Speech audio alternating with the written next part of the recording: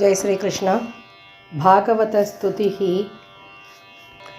जीवपादादिकेशस्तुति மூன்றாவது ஸ்கந்தம் 31வது அத்தியாயம் ஸ்லோகாஸ் 12 21 வரை.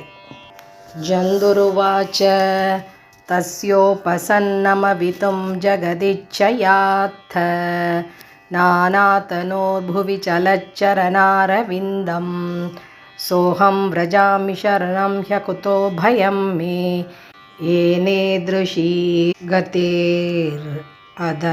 सतोऽनुरूपा यस्त्वत्र भक्तैव कर्मभिरावृतात्मा भूतेन्द्रियाशयमयीम् अवलम्ब्य मायाम् आस्ते विशुद्धम् अविकारम् अखण्डबोधम् आतप्यमानहृदये वसितं नमामि।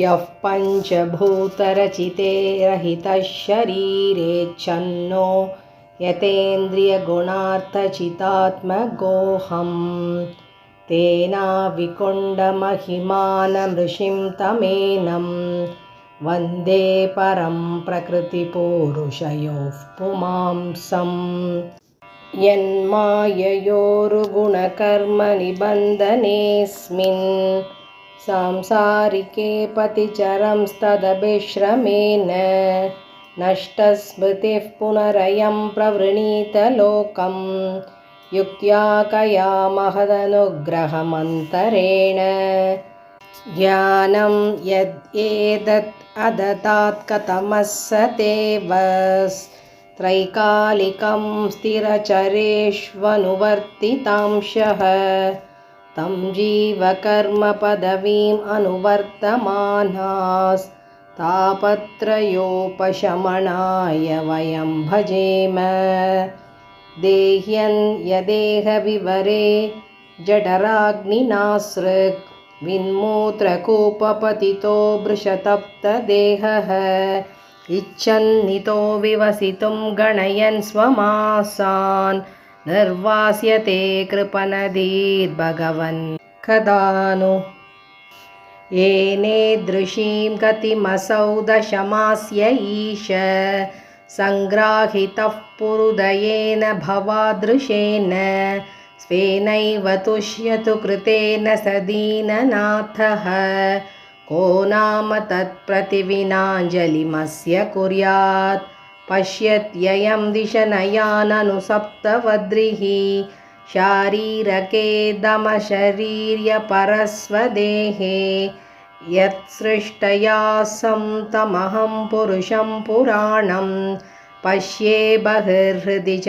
चैत्यमिव प्रतीतं सोऽहं वसन्नपि विभो बहुदुःखवासं गर्भान्ननिर्जिगमिषे बहिरन्धकूपे यत्रोपयातम् उपसर्पति देवमाया मिथ्यामतिर्यदनुसंस्मृति चक्रमेतत् तस्मादहं विगतविक्लव उद्धरिष्य आत्मानमाशु तमसः सुहृदात्मनैव भूयो यथा व्यसनं एतत् अनेकरन्ध्रं मामे भविष्यत् उपसादित विष्णुपादः। இதோட அர்த்தத்தை கொஞ்சம் சுருக்கமாக பார்க்கலாம். ஜீவன் ஸ்துதி பண்ணுறது தான் இந்த ஜீவஸ்துதி. ஸோ அந்த ஜீவன் என்ன சொல்லுது அப்படின்னா, என்னை மாதிரி பாவி வேறு யாருமே இல்லை. பகவான் இந்த கருப்பை வாசத்தை எனக்கு அளித்தது சரிதான். நான் அவரோட பாதங்களை சரணடைஞ்சிருக்கணும் அப்படின்னு சொல்கிறது. இந்த கர்ப்ப வாசனைக்கு என்ன காரணம் அப்படின்னா, நான் போன ஜென்மத்தில் செஞ்ச நல்வினை தீவினை பயன்கள் தான்.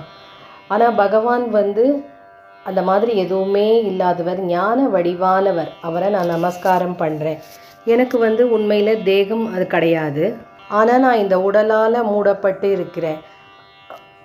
என்னோட எல்லா விதமான தாபங்களையும் தொலைத்து அமைதி பெறத்துக்காக நான் பகவானை சேவிக்கிறேன். அந்த ஜீவன் மேலே என்ன சொல்லுது அப்படின்னாக்கா, தாய் அப்படின்றவளோட உடலில் உள்ள ரத்தம், மலம், மூத்திரம் அப்படி நிரம்பிய அந்த கருப்பையில் நான் விழுந்து அவளோட அந்த ஜடராக்னியில் சுடப்படுற இந்த ஜீவன் வந்து எப்போ வெளியில் வருவோன்னு காத்துன்ருக்கு.